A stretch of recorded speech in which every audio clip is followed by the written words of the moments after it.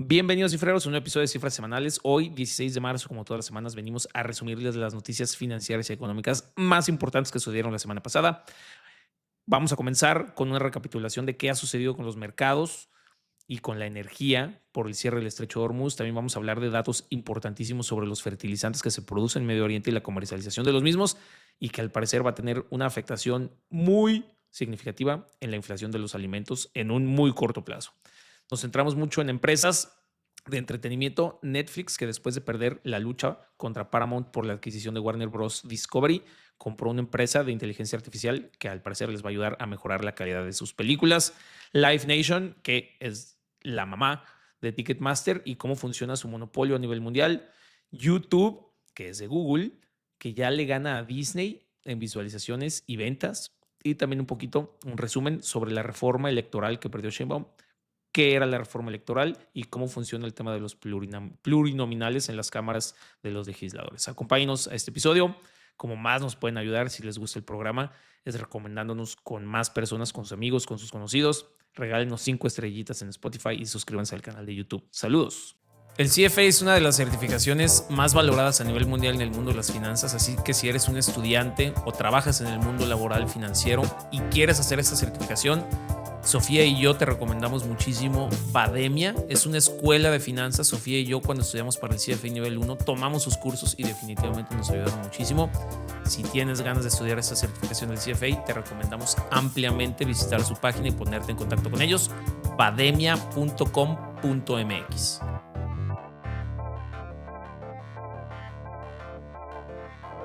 Quiero empezar este episodio, Sofía, preguntándote en cuánto crees que vaya a cerrar la inflación de los alimentos este año. Ay, Dios. A ver, ponme en contexto. ¿En cuánto estamos? Bueno, a ver, en el segundo segmento ya hablaremos de política económica, pero actualmente inflación de alimentos está por arriba del 5%, frutas y verduras por arriba del 9%, ahorita, o sea, altísima.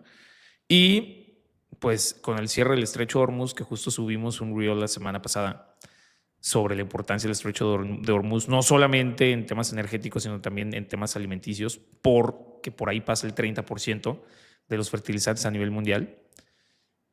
Y al final va a haber una disrupción en esta cadena de suministro de fertilizantes que va a impactar directamente en la producción de alimentos a nivel mundial, y México no va a ser la excepción. Al rato les traigo aquí un poquito de desarrollo sobre los datos de fertilizantes en México, pero nada más les quiero adelantar que se va a poner, o sea, si ese estrecho no se abre próximamente, pues prepárense para gastarse considerablemente más de su quincena en el súper. Sí, sí, y la verdad parece que no hay arreglo próximo. Yo pensé que la No. semana pasada que hablábamos por aquí sobre que había bajado un poco el escalamiento de los conflictos, porque Trump había dicho, esto ya va a tener fecha fin, entonces eso dio mucho aliento a que pues pudiera haber un acuerdo o al menos una cesión de los conflictos, y pues nada, Sí.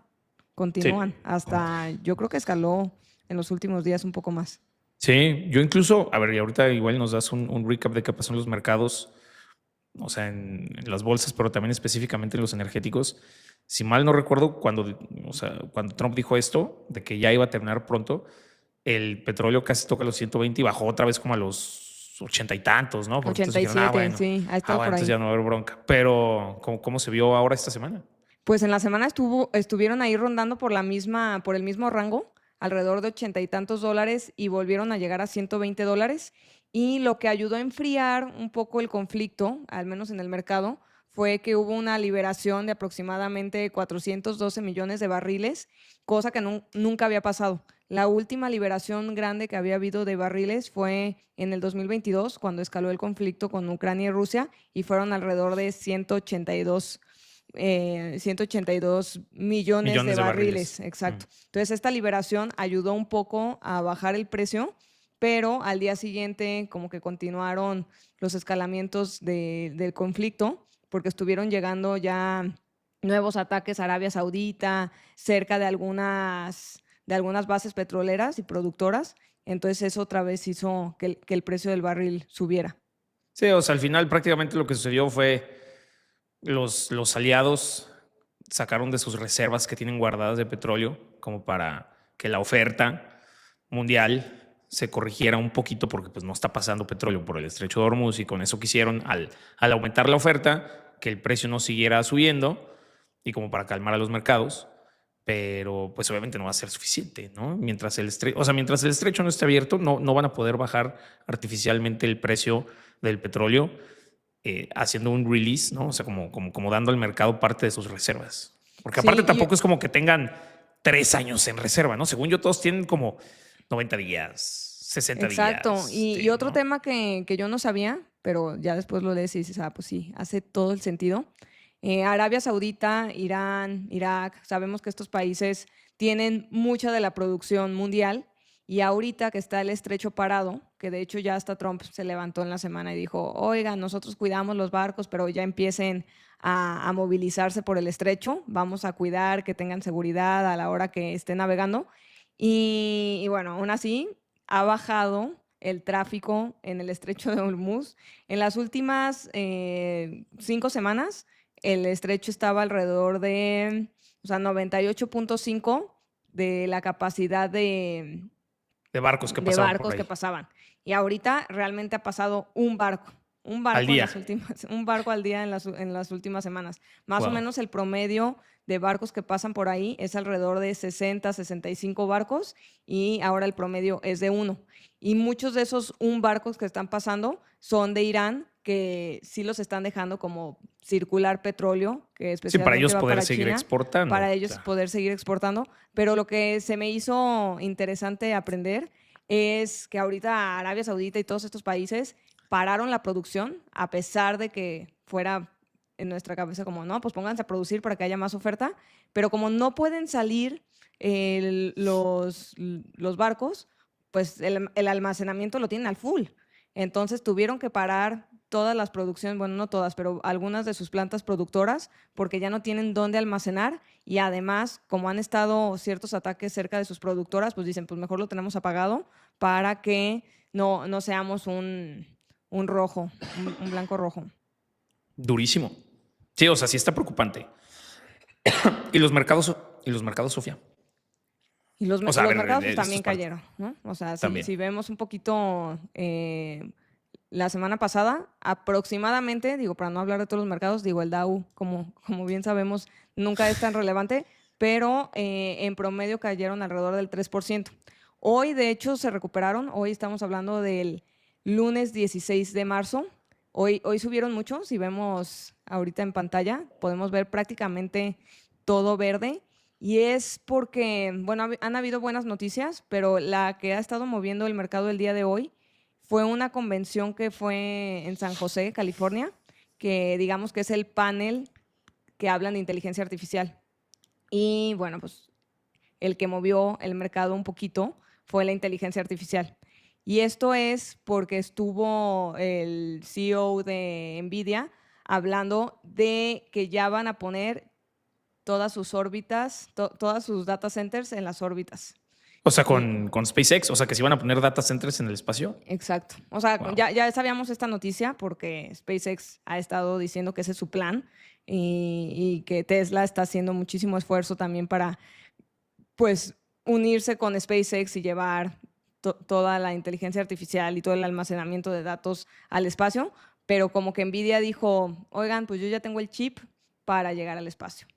O sea, pero ¿cómo los va a lanzar al espacio? ¿En conjunto con SpaceX? ¿O sabemos? ¿O, no, Pues o nada más más bien dijo con dijeron? sus partners. O sea, sus Mm. partners, yo estoy pensando que es SpaceX, pero no tengo toda la data. Digo, yo me imagino, digo, no sé, pero yo me imagino que sí, porque tampoco es como que haya una gran oferta de empresas que puedan mandarte data centers al espacio, ¿no? O sea, Sí, no, son poquitísimas. O sea, ahora sí las podemos contar las empresas que tienen mercado en el espacio. Pero hay ujú, una frase ujú. que me gustó mucho, que ahí se la aventó en su speech, y dice, por primera vez no le preguntas tú a la inteligencia artificial qué, dónde, cuándo y cómo. Ahora le dices, crea, construye, haz. Y creo que esto es el cambio radical que dice la inteligencia artificial.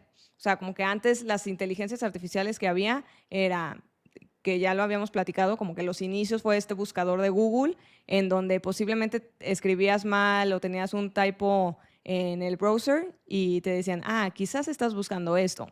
de alguna manera era una inteligencia artificial. Pero ahora, ya que le puedes dar como el poder y el control de tu computadora y que haga tareas y que construya y que piense, ese es realmente lo que es la inteligencia artificial. No, sí está cañón. O sea, creo que lo más fácil para magnificar sería poder decir qué hacías con la inteligencia artificial hace 3 años. Preguntarle cositas, ¿no? O sea, preguntarle información. Hoy en día te puede analizar un Excel, te puede crear gráficas, te puede escribir correos. ¿No? Y te puede dar recomendaciones, puede pensar, dar soluciones. O Puede sea, como hacer que código. antes era, a ver, te hago un resumen, encuentro cierta palabra dentro de esto, encuentro algún sinónimo, o sea, como que era más bien pues un buscador inteligente y ahora ya es un creador. Sí. No, a ver, y nosotros tampoco creo que somos los que más lo utilizamos. O sea, creo que también nos quedamos cortos. Pero sí, en 3 años esto ha evolucionado muchísimo.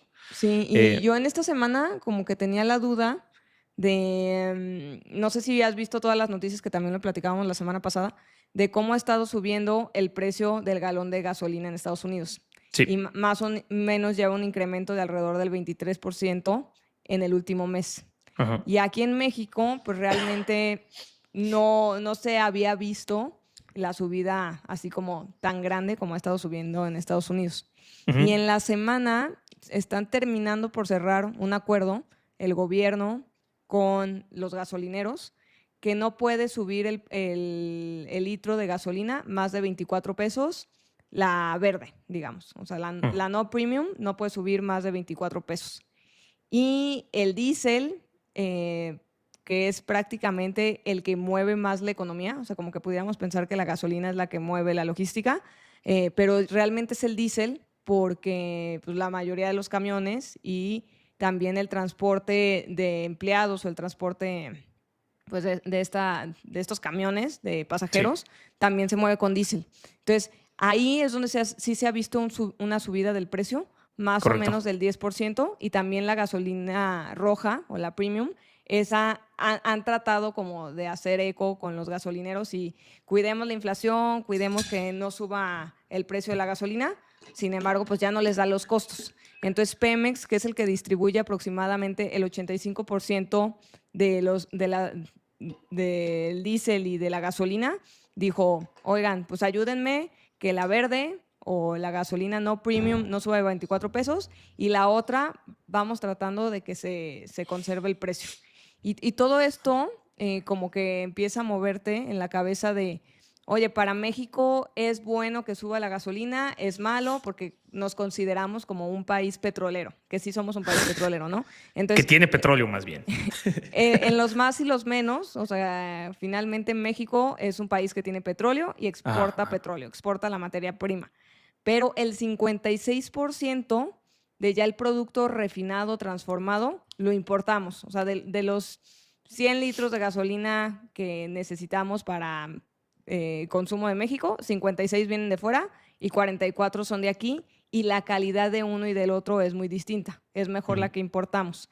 Entonces, en el neto de que qué bueno que está subiendo el barril de petróleo, al que le beneficia es a Pemex. Pero a quien le perjudica es al gobierno porque está haciendo un subsidio a través de que le cuesta más cara la gasolina, se la va a distribuir al mismo costo a los gasolineros o con un incremento menor al que está incrementando el mercado y le va a hacer una baja al IEPS. Entonces, el impuesto va a ser menor, por lo tanto, el gobierno va a recibir menos ingresos y eso es más perjudicial que el incremento del barril de petróleo a través de los ingresos de Pemex. Sí, o sea, lo que va a suceder con esto es que va a cobrar menos IEPS para que el precio de la gasolina no suba y al cobrar menos IEPS, pues obviamente está ingresando menos dinero el gobierno federal. Y la otra es que como importamos la mayoría de la gasolina que consumimos, no por güeyes, sino porque refinar en México, o sea, refinar en México no es redituable porque lo hace Pemex. Entonces, cada que refinamos gasolina aquí perdemos dinero. O sea, no, la refinación de Pemex no genera dinero. O sea, cada que refinamos aquí perdemos dinero. Entonces, pues mucha de la práctica que se hizo, tontamente, en vez de hacer Pemex operablemente, o sea, que operara bajo utilidad, renovando infraestructura, mejorando procesos, mejorando capital humano, como cualquier empresa, lo que hicieron fue, no, pues que se pudra Pemex y hay que importar porque sale más barato, que es la solución fácil, pero pues al final importamos muchísima gasolina. Y yo, un comentario acerca de que le están pidiendo a los gasolineros que no aumenten el precio de la gasolina, se me hace una burrada. O sea, no sé si alguien piense que los gasolineros en México, o sea, los que tienen sucursales de gasolina, son buenos y solidarios. O sea, se me hace una burrada pensar que no van a rebajar la calidad de la gasolina si no les dejan aumentar el precio, ¿sabes? Ah, ya, O sea, ya. No sé, o no sabía sea, por dónde ibas, pero sí. ajá, sí, o sea, A ver, yo creo que hay de todo, pero pues al final el mercado, si no te sale, que de hecho estaba viendo que donde la gasolina es más cara para el consumidor es en Guadalajara y en Monterrey. Y bueno, ¿por qué? justo venimos, pasamos por Salamanca, que es la refinería que nos queda más cerca a los tapatíos, a los que vivimos en Guadalajara. Y es más cara la gasolina, o sea, normalmente donde es más barata es en el norte del país, especialmente Tamaulipas. En Tamaulipas, más o menos, si la gasolina anda en 21 pesos, en Guadalajara va a andar alrededor de los 24 y también en Monterrey. Una es por los gastos de la renta, que es más caro, el personal también puede ser más caro, o sea, todo el gasto operativo en Mm, Guadalajara y en Monterrey suele ser más caro, pero también es porque en Monterrey importan mucho petróleo de Texas. mm, Entonces, ese sí, pues tiene más volatilidad porque alrededor de Monterrey realmente no hay refinerías. Entonces, trasladar el mm, petróleo que normalmente, bueno, la gasolina que normalmente está más cercana a los puertos, pues Monterrey está lejísimos. Entonces, la manera en que compensan ese déficit que tienen de insumos energéticos es a través de Texas. Y en Guadalajara, a pesar de que Salamanca está a 3 horas, es porque muy seguido hacen cierres y mantenimiento de la red que viene por tubería. mm. Entonces, todo el extra que se necesita, que viene por camión, pues es más caro mover la gasolina por camión que moverla ¿Qué por los ductos de producto? Pemex y por Claro. eso se encarece. Mm. Pues sí, digo, costos logísticos, pero pensar que los gasolineros no van a rebajar más la gasolina que de por sí uno ya lo nota, ¿no? De que la gasolina de esta gasolinera está buena o la gasolina de esta gasolinera está mala. Seguramente todos los que nos escuchan tienen algún conocido o algún familiar que se le jodió el coche porque le echaron gasolina muy rebajada. Entonces, a mí se me hace una burrada. O sea, al final, pues el precio del petróleo cuesta mundialmente igual y pues si sube el precio y no dejan a los participantes del mercado que lo venden ajustarse al precio mundial, pues obviamente van a ser chanchullos para ellos no salir perdiendo, ¿sabes? O sea, sí, pero creo que también hay ciertas marcas que han tratado de distinguirse por no rebajar la gasolina Eso es verdad, y eso es que verdad. vienen desde un mandato internacional. Sí, eso es Entonces, tú verdad. como marca en México, pues vas a sangrar y posiblemente te vas a sacrificar. Sí creo que muchos otros vayan a rebajar, porque pues si no, no te da, ¿no? O sea, lo que Claro. realmente ganan los gasolineros es muy poco.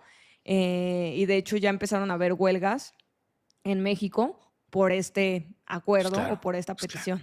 pues Y claro. lo que sí, sí, o sea, creo que la manera más fácil de ver cómo le afecta a empresas que mucho de su costo es el petróleo o el combustible, pues son las aerolíneas y también los cruceros. Y las últimas 2 semanas han caído muchísimo, porque más o menos el precio del combustible para aviones, la turbocina, estaba alrededor de $90 y Y ahorita ya ahorita, está alrededor de $170.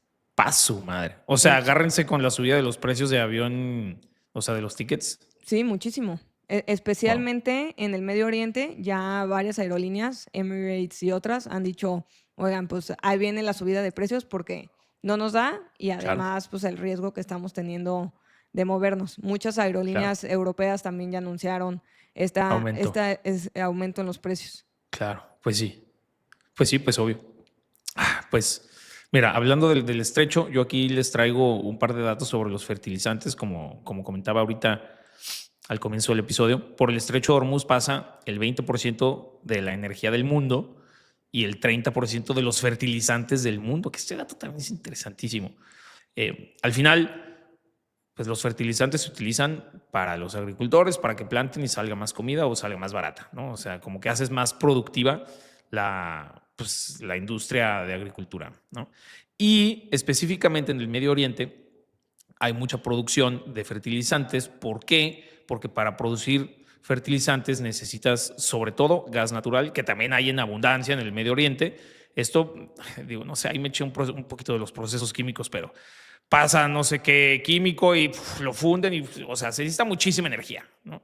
Y al final, pues estos países exportan hacia India, Brasil, Australia, Estados Unidos, también hacia México. Ahorita les traigo un poquito de datos. Y pues el que no estén pudiendo producir fertilizantes ni exportarlos, pues está sucediendo exactamente lo mismo que con el precio del petróleo. Aquí les tengo un poquito de datos sobre México. México, nada más para darles una idea, en el 2024 importó 3.7 millones de toneladas de fertilizante, que fue menor que en el 2023, que fueron 4.2. O sea, le bajó como 0.5 millones de toneladas en un año, lo cual está perfecto. Los mayores proveedores de México para fertilizantes es Rusia. El 38% de lo que importamos bien son fertilizantes de Rusia. Qatar, el 13%. China, 12%. Y en el 2025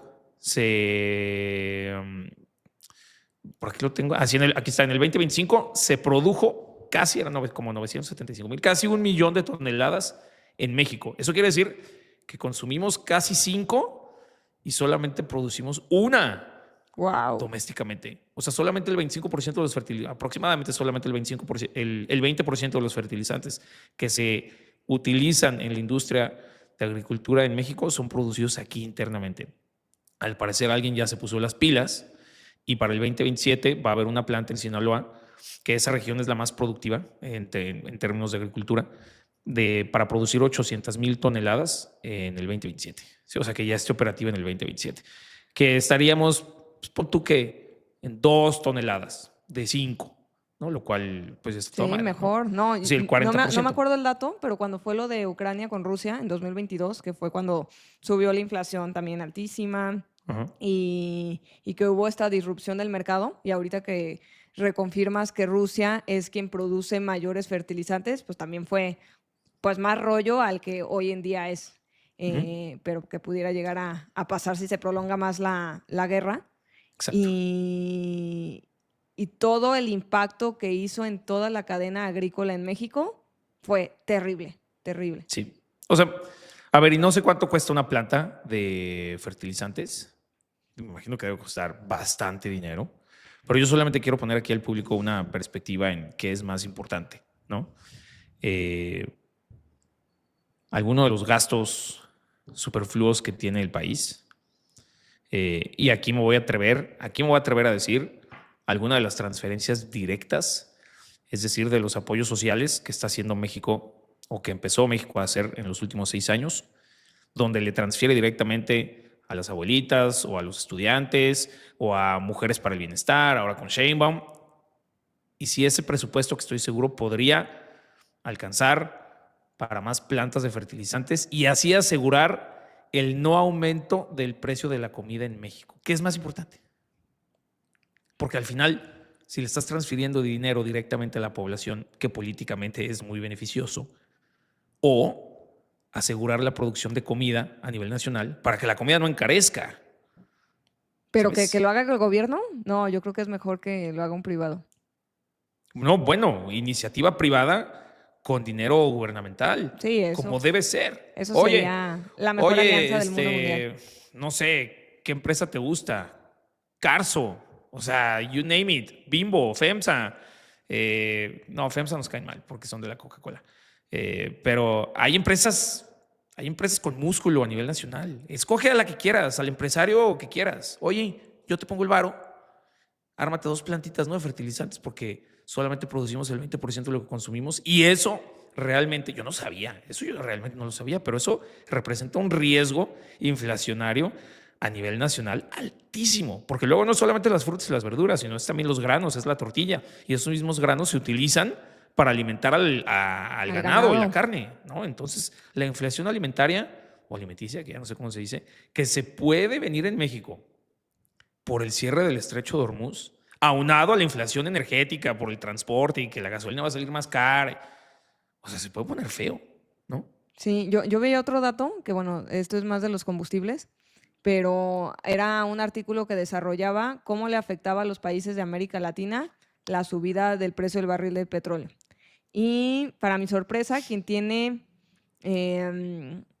o sea, que en su balanza comercial de lo que exportan es mayor a lo que importan, está Argentina y Claro. está Colombia y Brasil. Wow. O sea, si el dato que ponían era, si el barril del petróleo sube 10% el precio, el potencial de crecimiento de estos países es de 0.4% del PIB. Sí, porque ahí sí lo hacen bien. Sí, o sea, por muchas razones. Una es también la calidad del petróleo. O sea, la calidad de aquí del petróleo mexicano es demasiado grueso. Creo que le llaman petróleo maya. Entonces es más costoso refinarlo y pues también el precio de exportación no es el mismo que tienen otros países que tienen petróleos más refinables. Pero Entonces, también es calidad como chafona.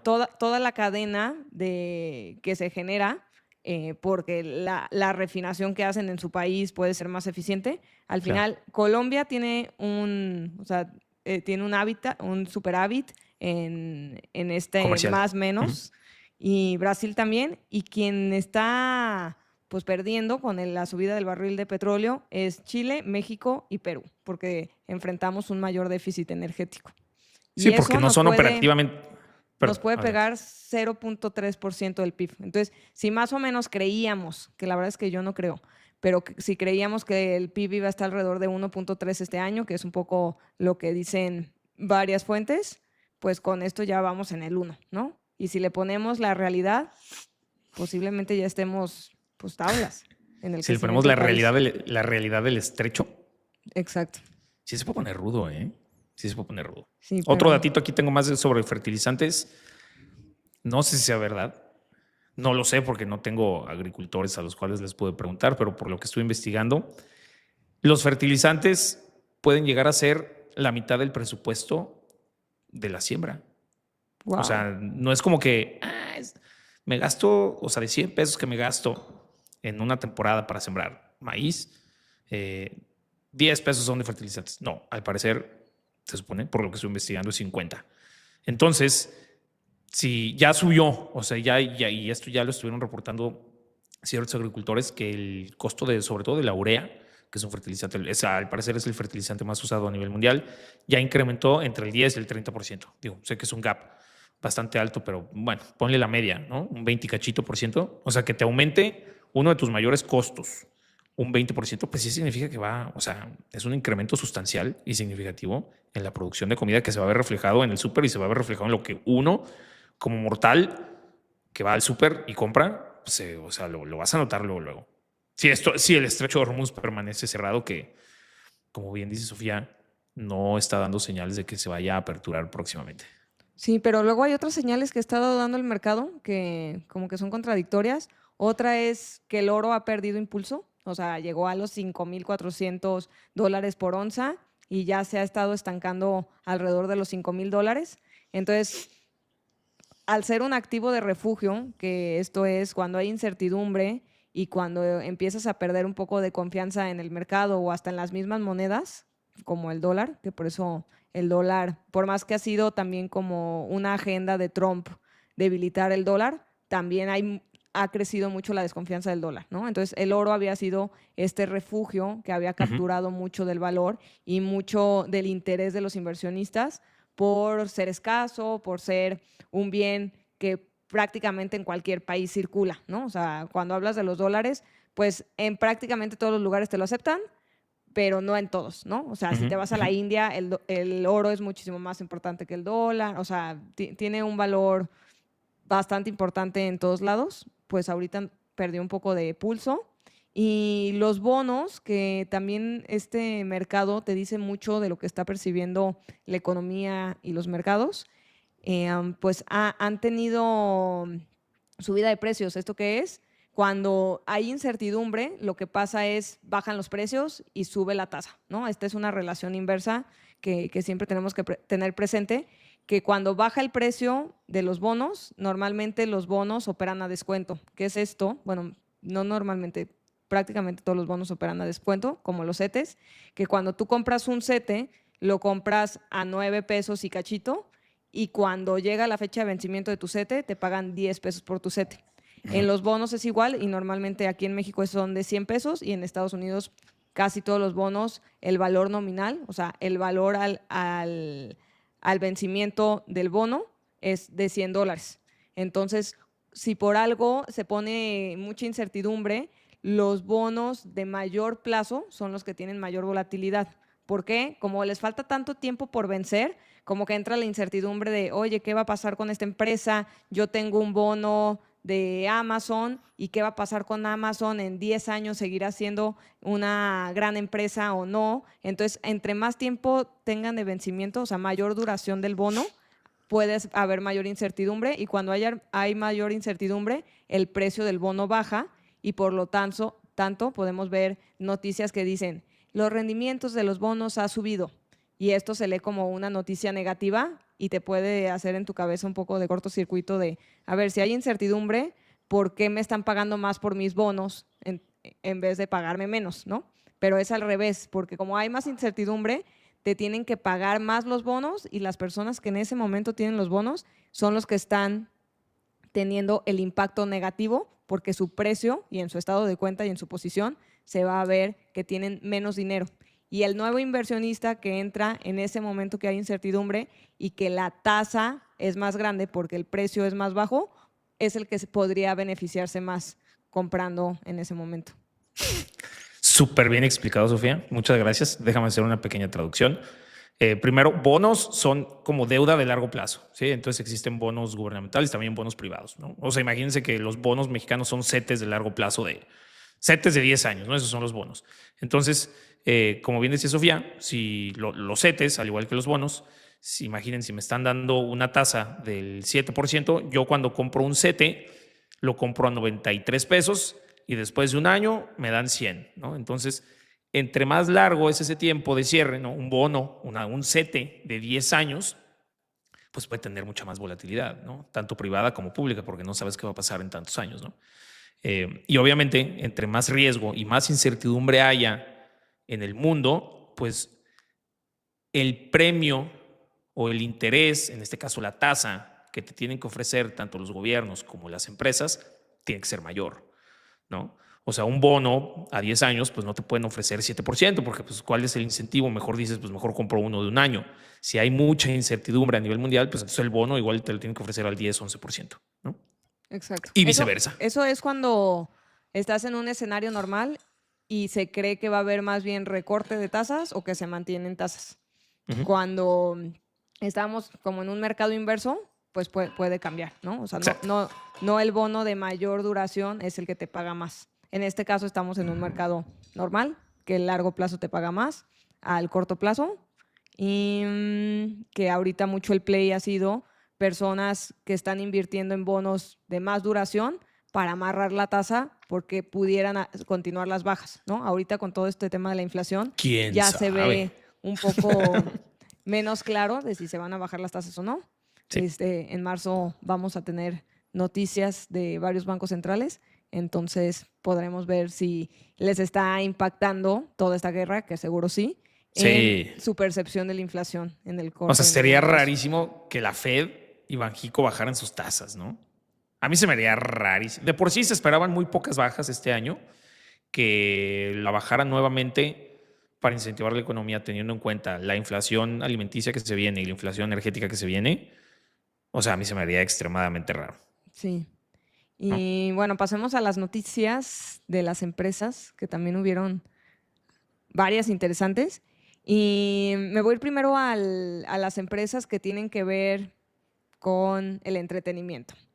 Y a ver, una que fue como la noticia más sonada que yo vi que muchas personas compartieron, es que ya YouTube se convirtió en la empresa de medios que genera más ingresos. O sea, ya le ganó a Disney. Antes Disney era el ganador y Google generó 62.300 millones de dólares entre publicidad, suscripciones, superando por primera vez a Disney, que generó 60.200 millones de dólares por sus películas, series, canales de televisión y marcas como Marvel, Star Wars.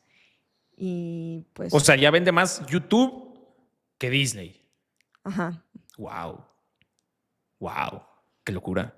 Es que sí, es que Sí, YouTube lo tiene todo. y yo creo que marca como un cambio generacional en el que ya las empresas prefieren anunciarse a través de plataformas digitales versus Hollywood, ¿no? O sea, como Mm, plataformas, pues sí, prefiero estar en YouTube a hacer el anuncio que sale en la película de Hollywood. sí, pues a ver, no tengo datos de YouTube, pero para llegar a esto, o sea, es de los canales. Es que bueno, es que tienes todos los canales, ¿no? Y también hay de todo, no solamente de películas. Hay muchísimos canales de ciencia, hay muchísimos canales de educación, cosa que no vas a tener en Disney, ¿no? O sea, Disney es meramente entretenimiento y YouTube tienes todo. Tienes unos de finanzas de cifras Tienes. eh, para que se suscriban. O sea, al final tienes todo, todo. Sí, ahí te va este dato. YouTube ahora genera más ingresos publicitarios que Disney, CNBC, Paramount y Warner juntos. Estoy hablando Wow, solo de la publicidad. wow. Sí, qué loco, Sí, qué y loco. en otras noticias de entretenimiento, no sé si viste, pero bueno, pues ya que Netflix no se quedó con Warner Bros. Discovery, lo que hizo fue adquirir una empresa de inteligencia artificial que se llama Interpositive. Interpositive es una startup de Ben Affleck que lo que promete esta aplicación no es que le generes un prompt y que le digas, oye, me estoy imaginando una novela romántica, por favor, hazme unas escenas y un guión y quién sería la actriz y el actor. No, más bien, como que tú generas tu película, o sea, primero dices, oye, ya tengo esta película y ayúdame a hacer los efectos especiales. Es como para en toda la parte de postproducción Mm, te sea muchísimo más barato poder hacer todos estos efectos especiales y ok. ediciones. O sea, pero al final sí es una invención humana, la trama, la introducción, el clímax, los personajes, pero es nada más como ayúdame a Sí, como a pimpearla. decir, O sea, te la oye, pimpea. sí, se ve esta vuelta karateca muy falsa, ponle mayor velocidad. Mm, Oye, hay unos cables aquí en donde estamos grabando y se ven horribles, quítalos. O sea, como hacer esta edición de la película muchísimo más profesional. Fue por, fue por eso que subió la acción. No, porque estamos hablando esta semana. O sea, Ujú. a ver, dime una cosa. Bajó la acción por toda la negociación de que a los inversionistas no les gustaba que se iba a gastar tanto dinero en la compra de Warner Bros. Discovery y subió cuando ya se anunció que se le iba a quedar Paramount y que Netflix no iba a tener que desembolsar esa cantidad de Sí, cash. sí, así Ah, es. wow, ok, ok. Y también subió Paramount cuando se la quedó. Ok. O sea, no era tema de que Warner Bros. Discovery era una mala puja. Más bien para Netflix no era tan buena porque Mm, Netflix se cree que puede continuar sin el contenido de Warner, pero mm, Paramount como que sí era una joya que necesita para competir. Es por eso que de en una acuerdo. subió y en una bajó, independientemente de que fuera el mismo dinero. Wow, porque pues sí bajó bastantito entre toda esta negociación, ¿eh? Sí, Andaba en 130 y llegó a 80. Wow, muchísimo. sí. Y otro dato de entretenimiento que yo no sabía, pero Universal Pictures garantizó que todas las películas tienen que salir 5 fines de semana, primero únicamente, exclusivamente en el cine, antes de salir en alguna plataforma digital.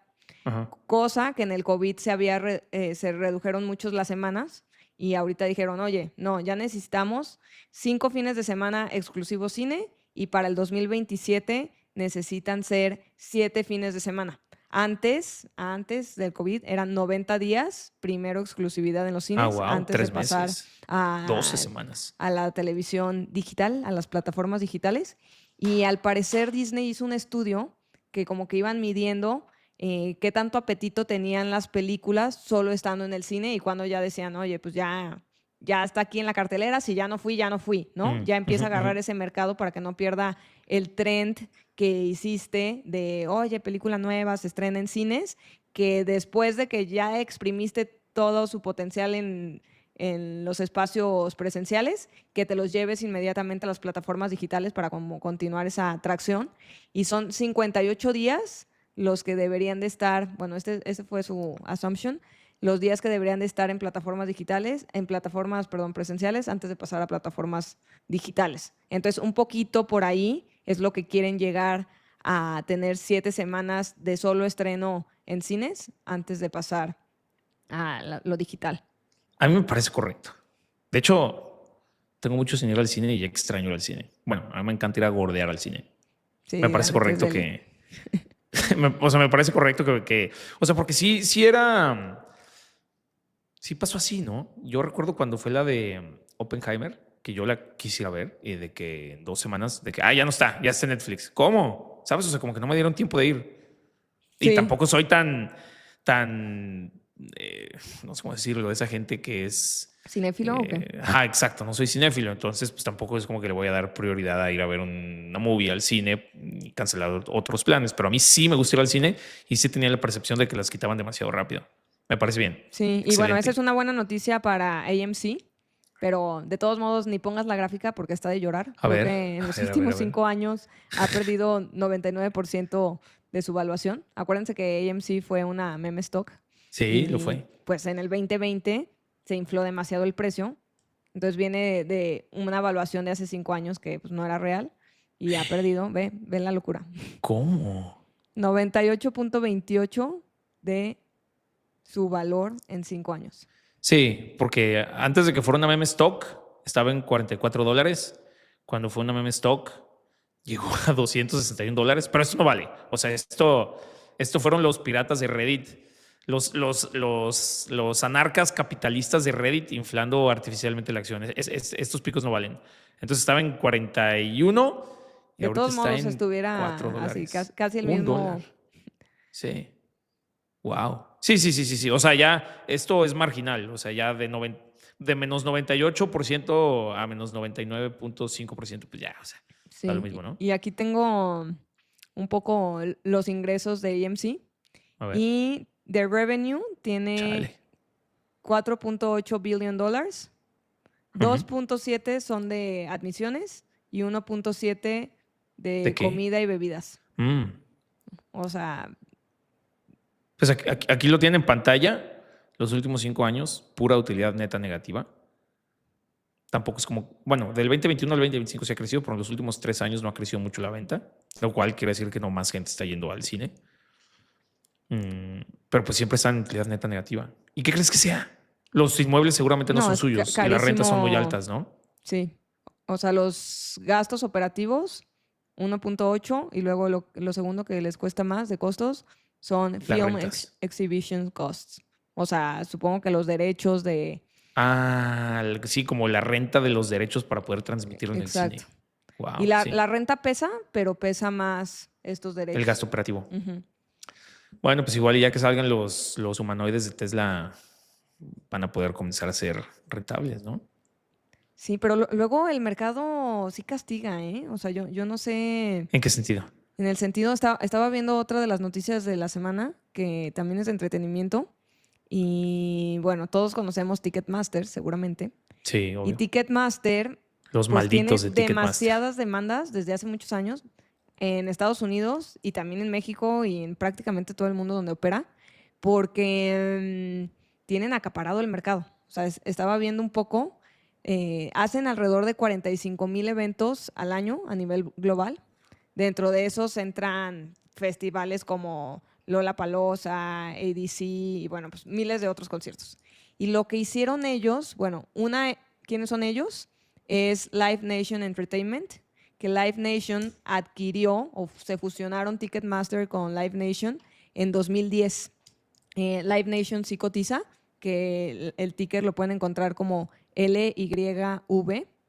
Y los principales accionistas de esta empresa, una es, pues, o sea, BlackRock y Vanguard, y cuando leen esto es porque estas empresas que hacen fondos, que hacen ETFs, pues controlan las empresas, pero más bien son los representantes de inversionistas como nosotros que a través de los ETFs de Vanguard y BlackRock invertimos en estas empresas. Pero otro jugador importante es un fondo que se llama Liberty Media, que es de John Malone. Y otro inversionista importante es el Fondo Soberano de Arabia Saudita, que se le conoce como el Wow. PIF. Y le ha invertido muchísimo a esta empresa porque justo, y me tocó verlo, ahora que estuve allá, quieren convertir a este país en un referente del entretenimiento. Entonces, la PIF le echó muchísimo dinero a esta ¿El empresa. qué? ¿A PIB?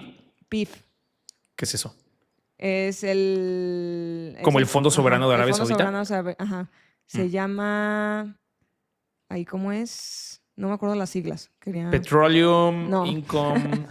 No, es Private Income Private Investment... algo, Fund. ya, Bueno, ok. ahorita... Pero el Fondo ahorita lo Soberano de Arabia investigamos. Saudita. Ajá, o Que sea, para el quien no fondo... entienda qué es el Fondo Soberano es las ganancias, bueno, sí, o sea, si muchas de las ganancias de Saudi Aramco, o sea, el Pemex de Arabia Saudita, que opera en utilidades, porque ya sí son eficientes, pues tienen un fondo, ¿no? Para el beneficio del país, y ese fondo se utiliza para diferentes cosas, ¿no? Sí, es Public Entre ellas... Investment Fund. el PIF, el El Public PIF. Investment Fund. Sí. Y se utiliza, pues, para que el país pueda invertir. O sea, imagínate eso, que México fuera dueño de empresas internacionales para tener influencia en el mundo, porque Pemex generara tanto dinero que, pues, las escuelas ya están bien, las calles ya están bien, la seguridad está bien, la salud está bien. Pues, ¿qué hacemos con nuestras ganancias? Pues hay que comprar empresas productivas. Sí, más bien lo que tienen ellos es una agenda de tratar de diversificar sus ingresos. Entonces, para que no solo sus ingresos vengan derivados del petróleo y sus relacionados, dicen, tenemos que invertir en empresas que sean rentables y que eso pues, nos genere más valor y tengamos mayores utilidades que no solo vengan del petróleo. Entonces, ellos son los principales inversionistas y lo que han hecho durante todos estos años, Live Nation Entertainment, es como amarrar toda la cadena de negocios. ¿Qué es esto? Hacen volumen de conciertos y tienen como estos deals con los espacios, ¿no? Entonces, digamos que llegan a Telmex y le dicen, oye, Telmex es el auditorio de aquí de Guadalajara. Entonces, hacen un deal con el auditorio Telmex y les dicen, oye, el 99% de los conciertos, yo buqueo al artista, yo tengo la exclusividad de este espacio y además yo vendo los boletos, ¿no? Entonces, Ticketmaster cobra alrededor de 35%, o sea, de todos los costos que realmente tiene el concierto, 35% le infla Ticketmaster por emitir los boletos y por también tener toda esta cadena de valor, pero por muchos lados se ha visto muy criticado que estas comisiones sean tan altas y que no dejen entrar a nuevos participantes, porque prácticamente controla el 70% de la boletería, o sea, de estas ¿A nivel empresas mundial? En Estados Unidos y en México. En México, o sea, un monopolio. de repente ves Boleto Móvil o alguna otra. Boletia, pero prácticamente todos los espectáculos los controla Ticketmaster. Sí. Y los que no son de Ticketmaster es porque no son superstars, ¿no? Exacto. O sea, Shakira no lo vas a encontrar con Boletia. Exacto. Seguro es Ticketmaster. Oye, pero tampoco son tan redituados. O sea, tampoco son como que digas, ay, cuánto dinero están haciendo, ¿no? O sea, a pesar de esa tener es su esos fees. justificación. O sea, como que dicen, oye, pues de todos modos no hago lana, ¿no?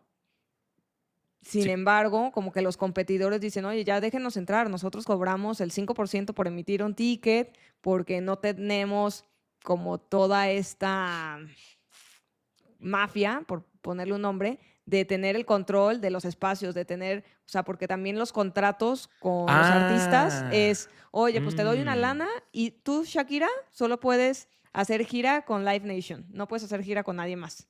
Entonces tienen acaparado el mercado. Pero entonces es culpa de los subsidios. artistas que también abonan al monopolio, porque bien pues Shakira claro. pudiera decir no.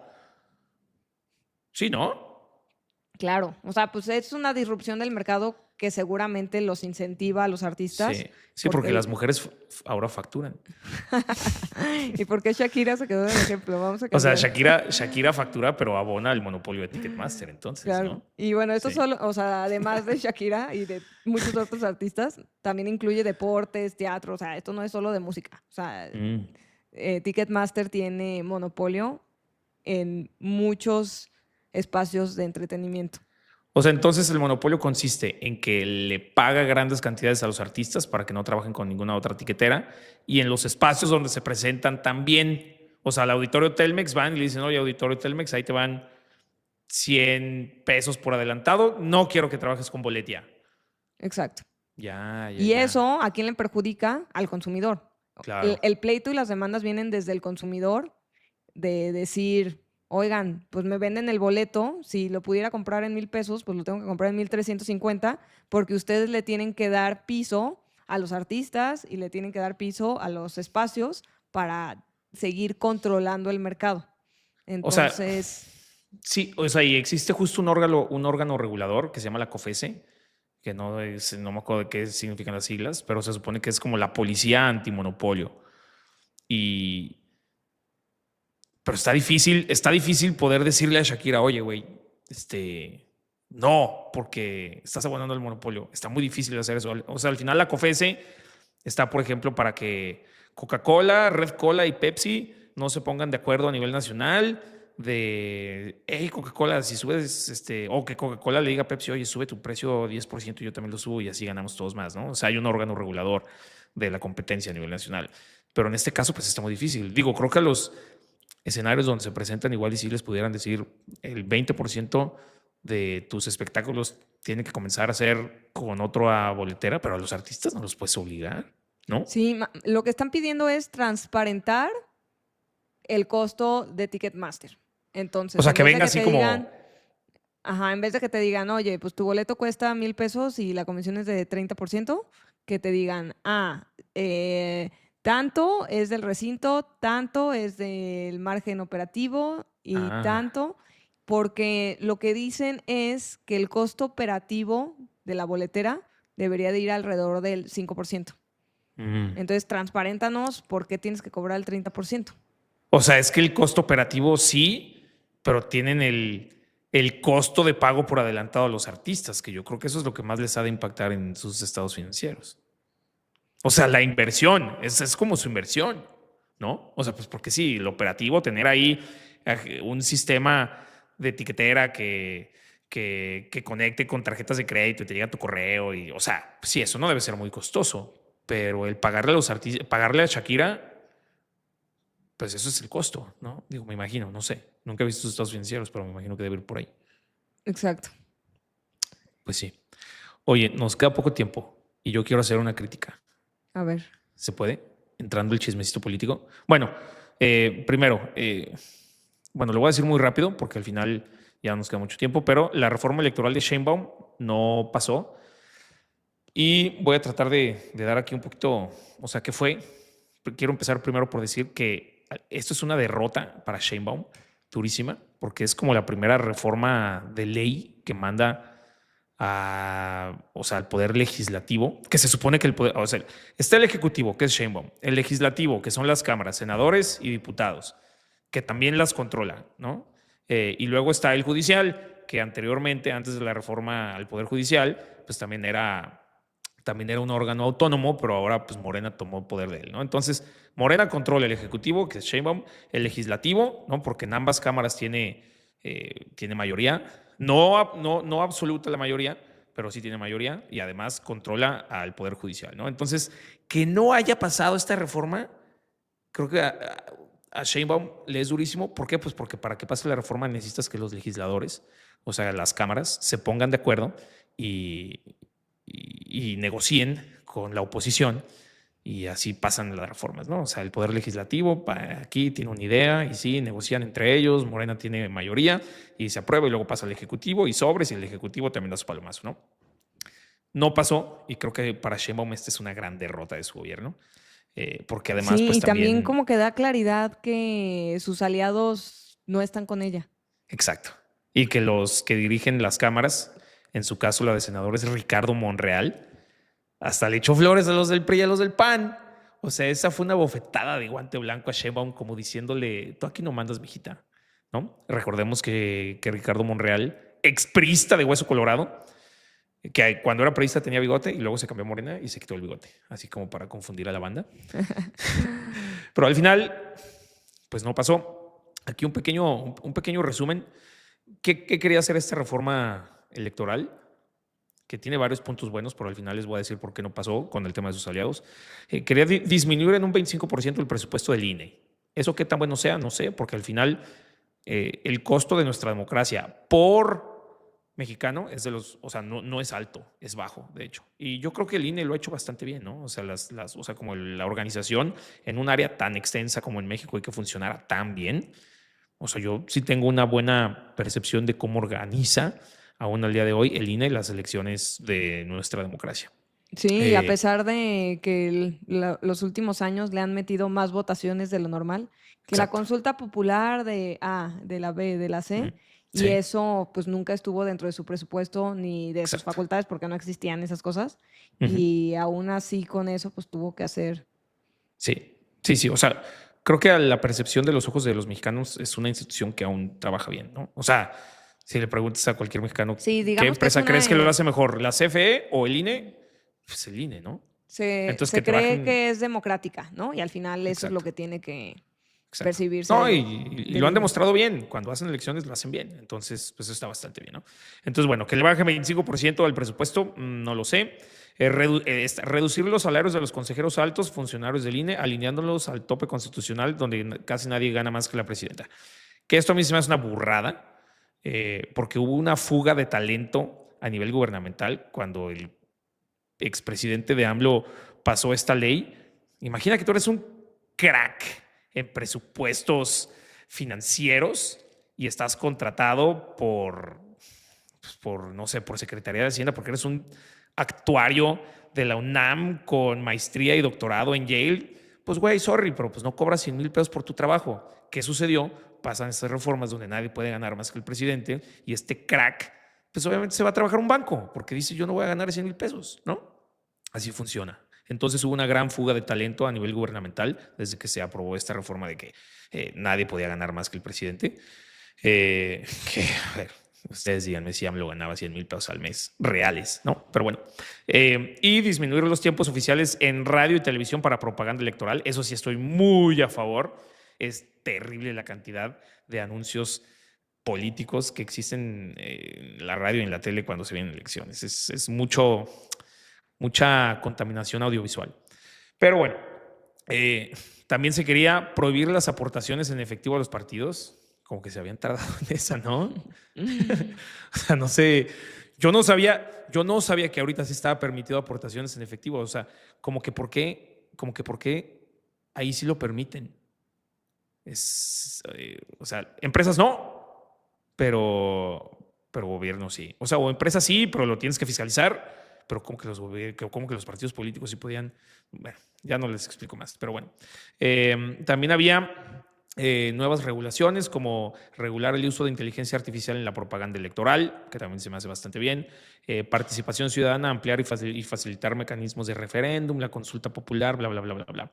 Pero al final lo más importante de todo era que pues tanto en la Cámara de Diputados como en el Senado de la República se eliminaran los plurinominales, ¿no? Y esto, pues a bote pronto suena bastante bien, pero pues matemáticamente, para saber quién tiene más poder, no hace mucho sentido. Y aquí les voy a dar un pequeño ejemplo, ¿no? O sea, por ejemplo, o sea, tenemos cierto número, y creo que son como 84 senadores, ¿no? Que son por votación directa, ¿no? O sea, dependiendo los partidos cuántos estados ganaron, se les asignan ciertos senadores, ¿no? En estas cámaras, ¿no? La Cámara de Senadores, donde pues se discuten ciertas leyes para ver si van a ser aprobadas o no, y pues necesitas negociar con otros partidos para decirle, oye, apóyame con esta iniciativa, ¿para qué? Para que pase en una cámara, pase a la otra cámara y luego al Ejecutivo, ¿no? Y les voy a dar un ejemplo. Movimiento Ciudadano tiene 6 senadores, creo que son como 128 en total.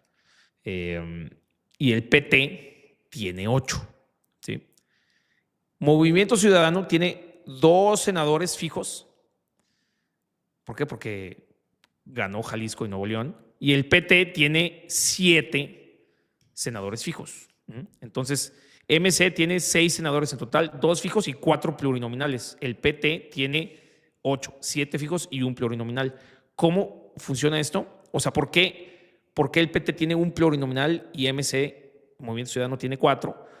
Porque en la votación total, ¿no?, del país votó muchísimo más gente por MC que por el PT, pero el PT entró en coalición, o sea, en alianza con Morena. Entonces, como Morena ganó, tiene 30 de los 32 estados a nivel nacional, le tiene que repartir ciertos senadores al PT por ir en alianza con ellos, ¿no?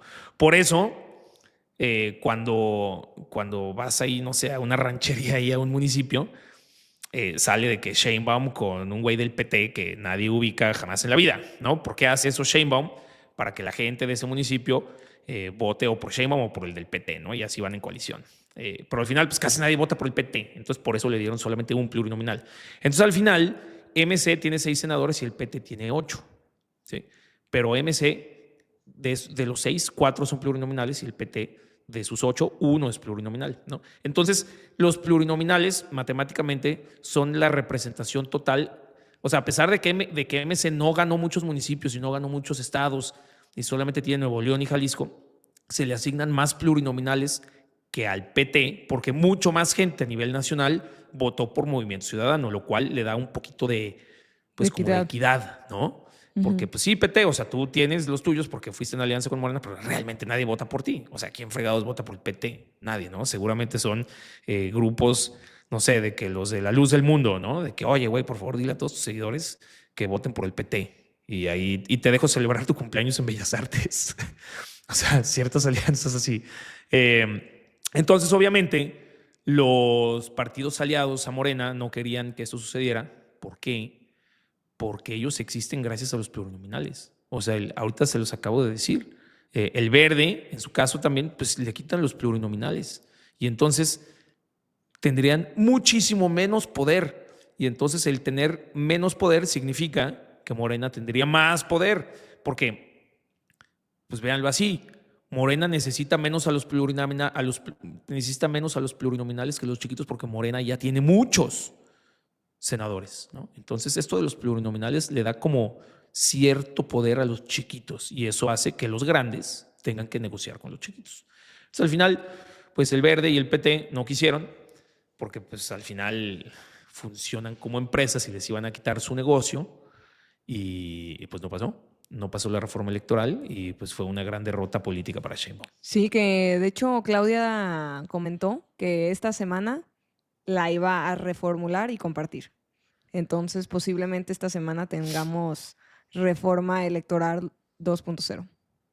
O sea, sí, pero ya la reforma constitucional que querían hacer, que necesitas mayoría absoluta en el Senado, pues ya no va a pasar, ¿sabes? O sea, sí, le van a hacer, seguramente lo que sí van a pasar es lo de, pues igual y menos financiamiento al INE, y también que no se pueda aceptar efectivo para los partidos, lo cual también me parece correcto, que bajar el tiempo de la radio en anuncios políticos, pero lo importante, pues ya no va a pasar, ¿no? O sea, van a pasar como las secundarias. Entonces, bueno, sí, ya con eso.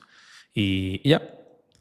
¿Quieres mandar un saludo al público? Sí, claro. Siempre feliz de despedirme de los cifreros. Gracias a todos los que llegaron hasta acá al final y que tengan una excelente semana.